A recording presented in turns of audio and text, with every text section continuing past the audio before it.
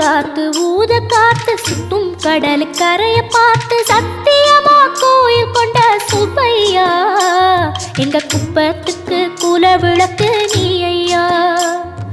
வாட காத்து வீச பார்த்து அலையை எதிர்த்து வலைய போட்டு மீன் பிடிக்கும் தொழில் நடக்குது முத்தையா.